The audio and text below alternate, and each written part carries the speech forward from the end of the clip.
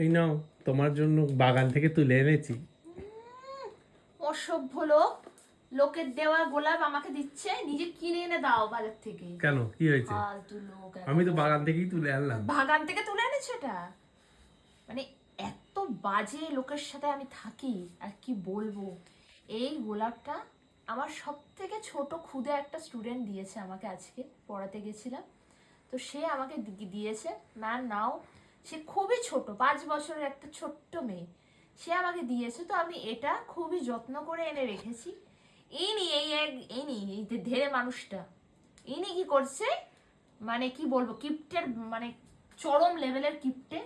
উনি ওই লোকের দেয়া অন্যের গোলাপটা তুলে আমাকে দিচ্ছে। কেন, কিনে আন বাজার থেকে। হ্যাঁ, তা বলে কি দিই না?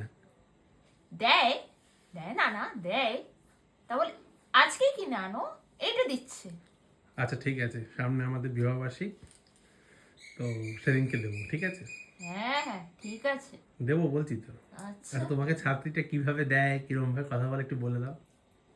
বলে, একটু তত করে কথা বলে, আরাম করে বলে, এ নাও আন্টি, এটা তোমার জন্য, এ নাও।